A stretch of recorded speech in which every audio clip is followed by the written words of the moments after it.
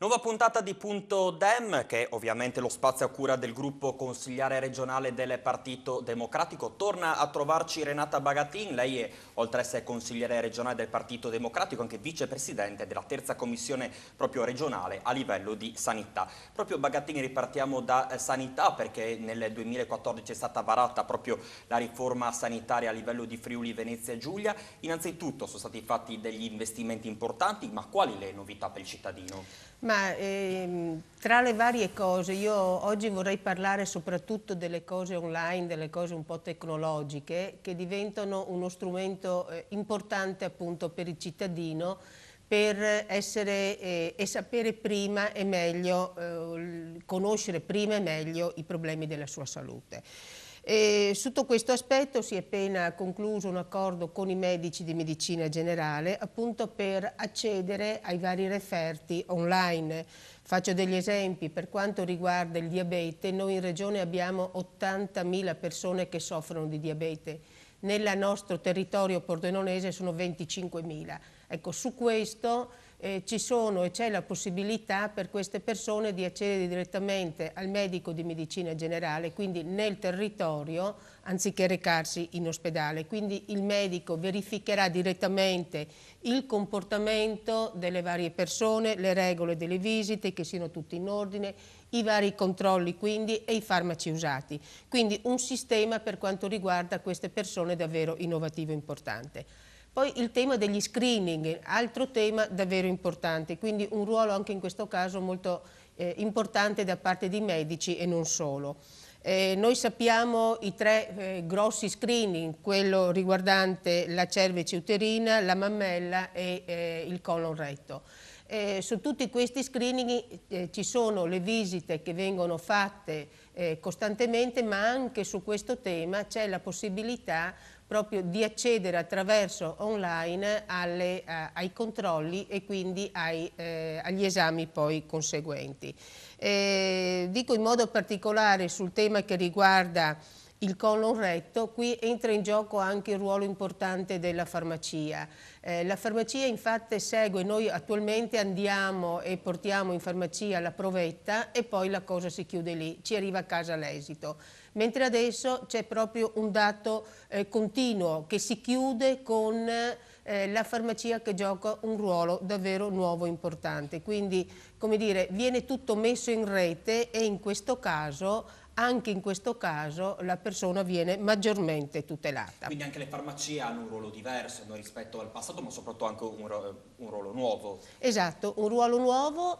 Infatti sabato scorso si è tenuto un importantissimo convegno a Udine di Federfarma e lì sono stati analizzati tutti i temi, i problemi che ci sono, ma anche tutte le possibilità che ha la farmacia di essere appunto più vicina alla persona, più vicina al cittadino. Infatti all'interno della farmacia non solo si fanno, come dire, si consegnano questi esami, ma la farmacia diventa anche un luogo per la prenotazione delle visite specialistiche, per il pagamento dei ticket, quindi non serve più che vada a fare la coda, ma ho la possibilità come dire, di avvicinarmi direttamente alla mia farmacia e lì ho il servizio che mi permette di evitare lungaggini in ospedale, che comunque rimane il servizio in ospedale, però in questo caso ho la possibilità di essere più vicino. Ecco, quindi si potenzia maggiormente il rapporto di fiducia tra il paziente e anche il farmacista, no? Esatto, quindi una sanità, come abbiamo detto, vicina al cittadino, vuol dire che il ruolo del medico di medicina generale, io ho il mio medico di famiglia, ho il mio farmacista di fiducia, sono tutte persone queste vicine alla persona, vicine ai problemi della persona, quindi intesa proprio in questo senso, la farmacia non come luogo come dire, della malattia, ma luogo della salute, perché all'interno della farmacia io trovo anche il momento della prevenzione e questo diventa un dato davvero molto molto importante, dove si salvano vite umane, cioè fare gli screening uguale salvare vite umane, perché sappiamo molto bene che se un tumore viene preso in tempo, come si suol dire, ci si può salvare, quindi a questo punto questo diventa un dato a nostro avviso molto e molto importante. Senta Bagatin, si parlava prima di referti, è già possibile ricevere online, quindi direttamente accedendo a internet? Allora, noi per quanto riguarda questo partiamo per quanto riguarda il territorio del Pordenonese con marzo. Quindi a Udine già il sistema funziona, quindi questo è già avviato, nella realtà pordenonese si partirà a marzo e anche in questo caso la persona, il paziente dovrà semplicemente accedere al sito e in questo caso con la propria tessera sanitaria e qua verrà dato la informazione diretta del proprio referto. Questo è un dato molto importante perché evitiamo lungaggini, evitiamo che la persona faccia l'esame e poi deve ritornare a prenderselo in ospedale. Sappiamo le poste come funzionano, in questo caso invece diventa direttamente importante. Ma anche che i referti stessi poi rischiano anche di essere persi perché sono successi dei casi eclatanti anche a Pordenone. Esatto, quindi tutta una serie di disfunzioni con questo sistema viene migliorato.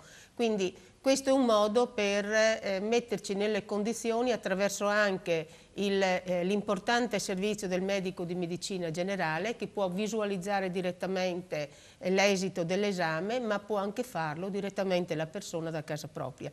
Questo è un sistema importante e nuovo che sicuramente noi ci teniamo molto. Senta Bagatin, si parlava di novità per il cittadino, l'obiettivo alla fine qual è? L'obiettivo è quello di dare migliori servizi più vicini, ma anche nello stesso tempo faccio degli esempi. Elettrocardiogramma, l'obiettivo nostro è quello, adesso si inizia con le case di riposo, poi si passerà all'RSA per arrivare a domicilio delle persone, partendo prima di tutto dalle zone della montagna, quindi un servizio che sia attento ma che sia anche rapido alla persona e a quelle persone, soprattutto anziani. Sappiamo che un quarto della nostra popolazione del Friuli Venezia Giulia ha più di 65 anni con grandi problemi di cronicità. Quindi vogliamo che su questo si lavori molto sulla prevenzione ma anche sulle nuove tecnologie che devono servire ad essere appunto più vicine ai bisogni dei cittadini. Un'ultimissima battuta, abbiamo ancora pochi secondi, quali ulteriori novità? Allora a partire già da questo 2017. Esatto, su questo noi abbiamo ad esempio il telefonino,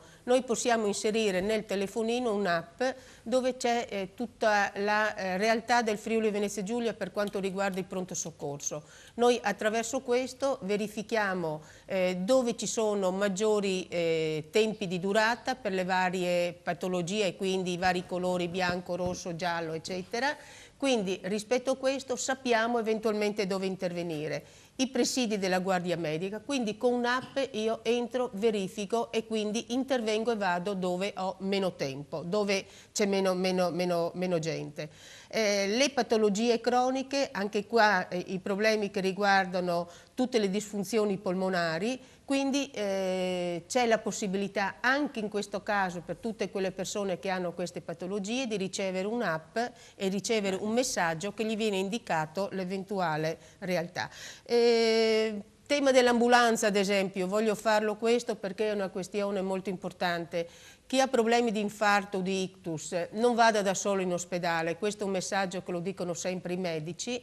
Chiami l'ambulanza perché all'interno dell'ambulanza fanno direttamente l'elettrocardiogramma e dal centro ti indirizzano nel luogo giusto, quindi se Pordenone o se Udine o se Trieste, quindi vale della nostra salute. Io penso che per noi la salute è davvero un luogo molto e molto importante, quindi dobbiamo lavorare e mettere in moto tutte le possibili soluzioni per essere più vicini alle persone e quindi anche rispondere ai loro bisogni in maniera concreta e diretta.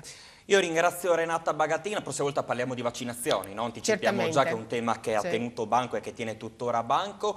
Punto Dem si chiude qui, ovviamente ci rivedremo la settimana prossima, ma la nostra programmazione continua. Alla prossima.